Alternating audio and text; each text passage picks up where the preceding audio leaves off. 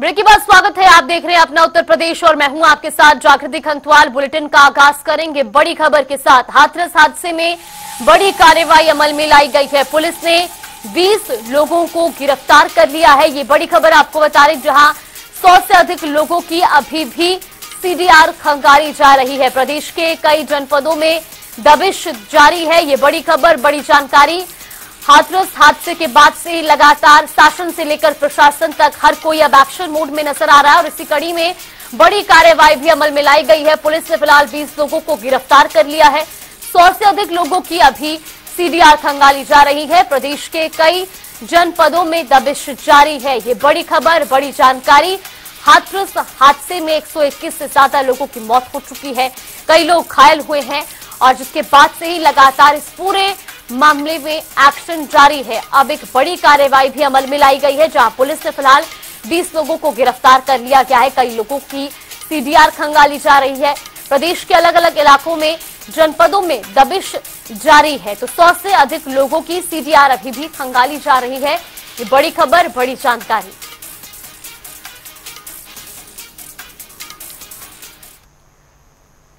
तो वहीं हाथरस पहुंचे मंत्री धर्मवीर प्रजापति। ये बड़ी खबर, हादसे में घायलों का हालचाल जानने के लिए वो हाथरस पहुंचे। हादसे के बारे में भी उन्होंने जानकारी ली। प्रदेश और केंद्र सरकार से उन्होंने कहा कि प्रदेश और केंद्र सरकार घायलों के साथ खड़ी है। हादसे को लेकर जांच जारी है। जल्द ही दोषियों पर कार्रवाई भी की जाएगी, ये भी आश्वासन उन्होंने दिया है। ये बड़ी खबर आपको बता रही, जहां हाथरस हादसे में लगातार एक तरफ जहां दोषियों पर कार्रवाई जारी, तो इसी दौरान मंत्री धर्मवीर प्रजापति भी हाथरस पहुंचे और उन्होंने हादसे में घायल लोगों का हालचाल जाना। तो वहीं हादसे के बारे में जानकारी भी ली।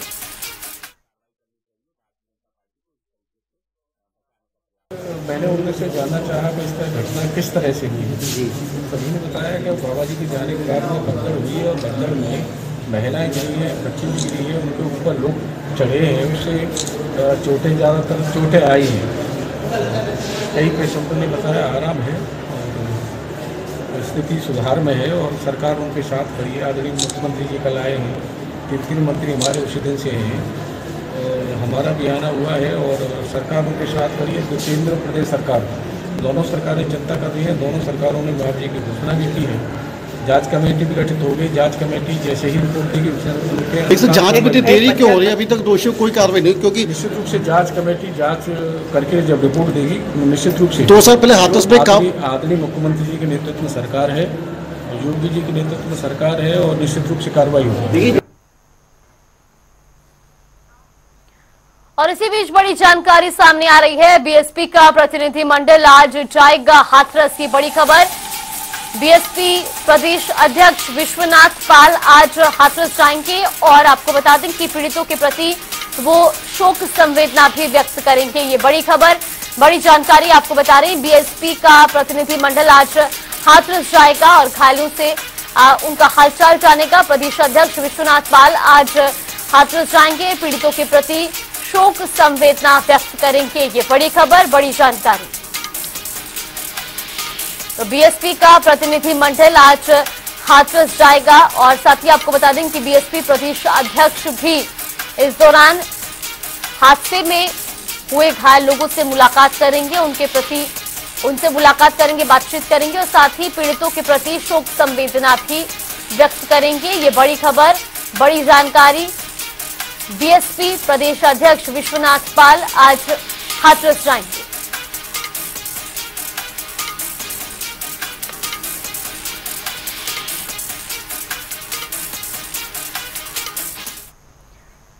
और हाथरस हादसे से जुड़ी लगातार बड़ी खबर आपको बता रहे, जहां सत्संग में भगदड़ से लोगों की मौत से जुड़ा ये मामला।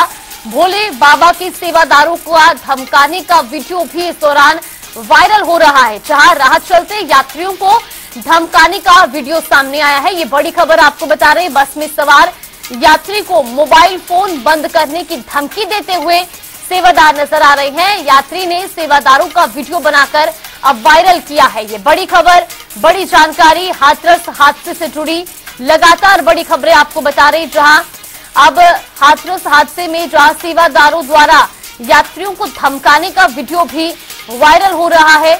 यात्री ने सेवादारों का ये वीडियो वायरल किया है, जिसमें साफ तौर पर यह भी देखा जा रहा है कि किस तरीके से जो सेवादार हैं वो यात्रियों को धमकाते हुए नजर आ रहे हैं। बाबा के सेवादारों का ये वीडियो वायरल हो रहा है। राह चलते यात्रियों को धमकाने का काम किया गया। यात्री को मोबाइल फोन बंद करने की धमकी भी दी गई, जिसके बाद यात्री ने सेवादारों का ये वीडियो भी वायरल कर दिया है।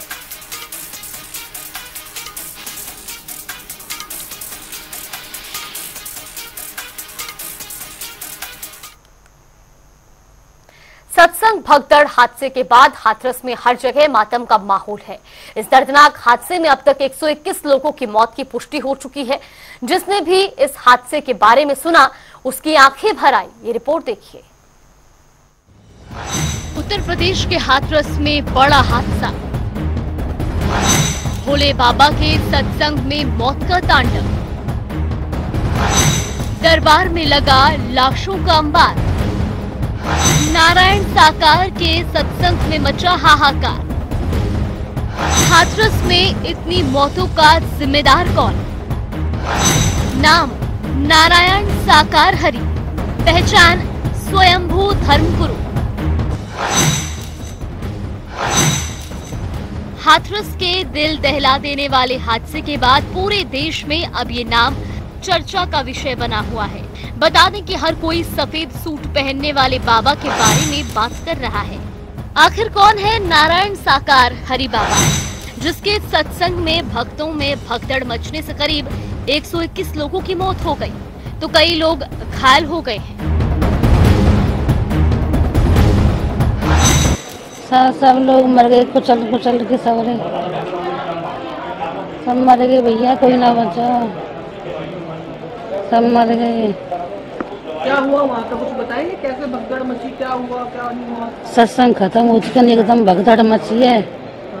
जो इंसान गिर गया वो उठो ही ना, फिर कुचल कुचल के सब मर गए। लेकर के आ रहे अंदर से लेकर के आ रहे, वहाँ तो थोड़ी दूर तो चले आए, फिर भैया एकदम भगदौड़ सी मची। हम वहीं गिर गए एक के ऊपर एक, फिर नीचे कुछ इंते रहे, होश ना रहे। और फिर कितने लोग?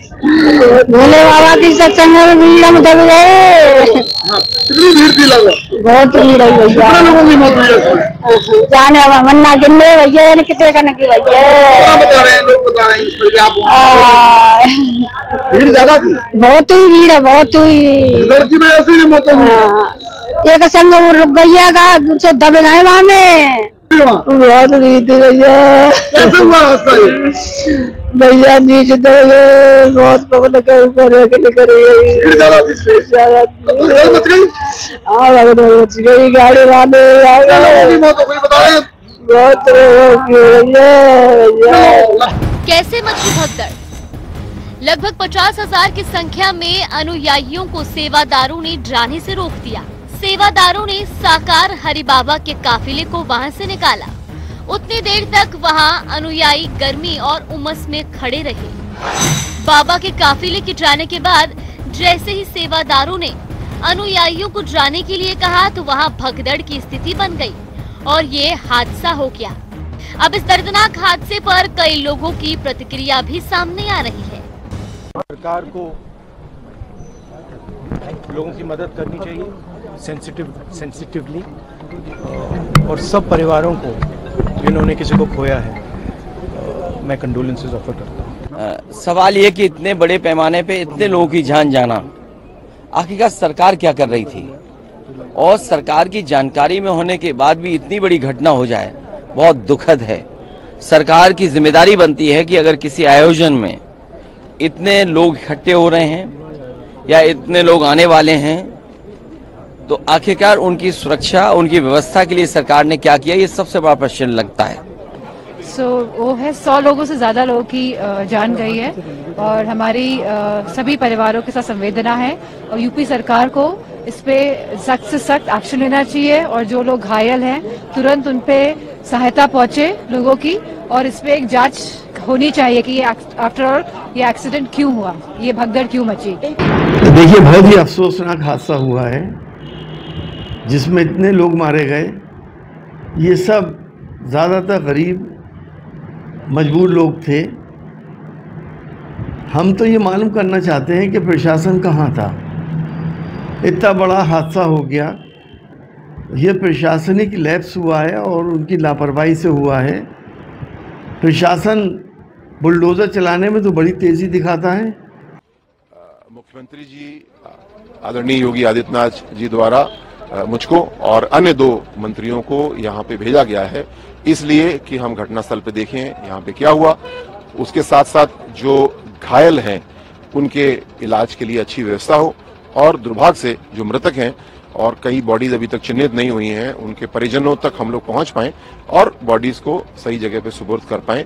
हाथरस में जो भी हादसा हुआ है वो वाकई बहुत बड़ी दुर्घटना है, बहुत दुखद है। और उसमें जिन लोगों की जानें चली गई हैं उनके प्रति, उनके परिवार के प्रति मेरी संवेदना, और जो घायल हैं उनको वो जल्दी से जल्दी ठीक हो जाएं। बहुत दुखद है। सरकार पूरी तरह से लगी है। दिवंगत आत्माओं के लिए भगवान से शांति कामना करेंगे। जो घायल हैं वो जल्दी स्वस्थ हो, इसके लिए सरकार लगी हुई है। तो जो आयोजक हैं उनके ऊपर कड़ी कार्रवाई की जानी चाहिए। आप ज्यादा भीड़ इकट्ठा कर लेते हो और भीड़ के प्रबंधन का आपको ज्ञान नहीं होता है, तो ये अक्षम्य अपराध है। उन्हीं लोगों को भीड़ इकट्ठा करने की अनुमति होनी चाहिए जो भीड़ का प्रबंधन कर सकें। अगर इस तरह की घटना घटती है तो आयोजकों के ऊपर निश्चित रूप से कड़ी कार्रवाई की जानी चाहिए। इस दर्दनाक हादसे पर प्रधानमंत्री नरेंद्र मोदी ने संसद में कहा, जिन लोगों की इस हादसे में जान गई है, मैं उनके प्रति अपनी संवेदना व्यक्त करता हूं। मैं सभी घायलों के जल्द से जल्द ठीक होने की कामना करता हूं। राज्य सरकार की देखरेख में प्रशासन राहत और बचाव कार्य में जुटा हुआ है। और चलिए मुख्यमंत्री योगी आदित्यनाथ क्या कुछ कह रहे हैं वो भी आपको सुनवाते हैं।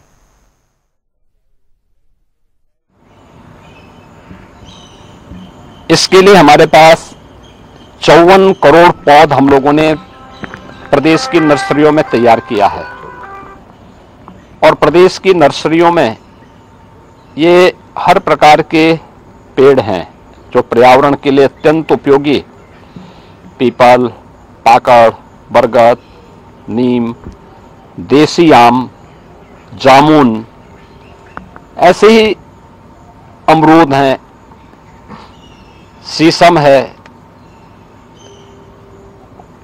सागौन है। इसके साथ साथ प्रधानमंत्री आवास के लाभार्थियों के घर में हम लोग सहजन का एक पौधा निःशुल्क उन्हें उपलब्ध करवाने का कार्य कर रहे हैं। सहजन गरीब के लिए या किसी भी व्यक्ति के लिए बहुत उपयोगी है। खासतौर पर यह इतना उपयोगी है कि अगर उसकी फली को सब्जी बना करके या सूप के साथ उपयोग कोई करे तो कुपोषण दूर करने में इसकी बहुत अच्छी भूमिका हो सकती है। हम लोगों ने 2 वर्ष पहले भी प्रधानमंत्री आवास योजना के हर लाभार्थी के घर में एक सहजन का पेड़ लगाया था, और काफी बड़े हो चुके हैं। बहुत सारे पेड़ बहुत अच्छे हो चुके हैं। इस बार फिर उस अभियान को हम आगे बढ़ाएंगे। हमारे पास लगभग 55 लाख के आसपास सहजन के पौधे भी हैं। ऐसे ही अन्य पौधे भी अलग अलग वैरायटी के हम लोग पूरे प्रदेश के अंदर लगाएंगे। हर ग्राम पंचायत से लेकर के नगर निकाय तक, पार्क तक, सड़क के किनारे से लेकर के खाली जगहों पर व्यापक पैमाने पे अभियान चलेगा। प्रदेशवासी वन महोत्सव के साथ साथ वृक्षारोपण महाअभियान के इस पवित्र अभियान का हिस्सा बनकर के पर्यावरण की चुनौती का सामना करने के लिए आगे आएगा। इस विश्वास के साथ आज एक पेड़ मां के नाम यह कार्यक्रम मैंने यहां लखनऊ में किया है, और मैं चाहूंगा कि हर प्रदेशवासी कम से कम ऐसे 25 से 30 करोड़ वृक्षारोपण महाअभियान के कार्यक्रम का हिस्सा बने। वृक्षारोपण महाअभियान में हम 30 से 35 करोड़ पौधरोपण का कार्यक्रम करेंगे, और ये कार्यक्रम अभी से प्रारंभ होकर के 20 मार्च को इसका चरम होगा, जब रिकॉर्ड मात्रा में हम इसका वृक्षारोपण के महाअभियान के इस महाव्रत में, महापर्व में हिस्सा लेंगे ही, साथ साथ इनकी देखभाल हो सके समय समय पर, इसके लिए भी जो कार्यक्रम चलेंगे। जो व्यक्ति पेड़ लगाएगा वह उसकी सुरक्षा और उसको आगे बढ़ने की भी पूरे इस अभियान का हिस्सा बनेगा। यह एक बड़ा ही अभियान को हम लोग आगे बढ़ाने का कार्य कर रहे हैं। Thank you. लगातार बड़ी खबरें आप तक पहुंचा रहे हैं। दरअसल हाथरस हादसे के बाद से लगातार शासन और प्रशासन इस पूरे मामले पर गंभीरता से कार्रवाई कर रहा है। सत्संग भगदड़ हादसे के बाद से ही जहां हाथरस में हर जगह मातम का माहौल है, अब इस दर्दनाक हादसे में अब तक 121 लोगों की मौत की पुष्टि हो चुकी है और जिसने भी इस हादसे के बारे में सुना उसकी आंखें भर आई हैं। दरअसल इस हादसे के बाद से कई तरीके के वीडियो भी अब सामने आने शुरू हो गए हैं। एक तरफ जहां लोग अपने परिवारजनों के लिए, अपने करीबियों के लिए रोते बिलखते हुए नजर आ रहे हैं, तो वहीं अस्पतालों से भी अब तस्वीरें सामने आ रही है जहां पर घायलों का उपचार जारी है। हालांकि हादसे के बाद से ही लगातार जो सरकारी तंत्र है वो एक्शन मोड में नजर आ रहा है। हर मंत्री, चाहे स्वास्थ्य मंत्री की बात की जाए, मुख्यमंत्री की बात की जाए या प्रशासनिक अधिकारियों की बात की जाए, हर कोई राहत बचाव में और साथ ही साथ घायलों को जल्द से जल्द सही उपचार दिया जा सके, इसी प्राथमिकता की ओर काम कर रहा है। लेकिन अब इस पूरे मामले पर कानूनी कार्रवाई भी अमल में लाई जा रही है, जहां पुलिस ने अब तक इस पूरे मामले में 20 लोगों को गिरफ्तार कर लिया है, तो वहीं कई लोगों पर अभी भी कार्रवाई जारी है और साथ ही साथ इस पूरे मामले के रिकॉर्ड्स भी खंगाले जा रहे हैं। तो नारायण साकार के सत्संग में हाहाकार के बाद से ही अब प्रशासन इस पूरे मामले को लेकर के एक्टिव मोड में नजर आ रहा है। एक तरफ लोग जो अपने करीब, अपने परिवारजनों के लिए रोते बिलखते हुए नजर आए, तो वहीं दूसरी ओर घायलों का भी उपचार जारी है।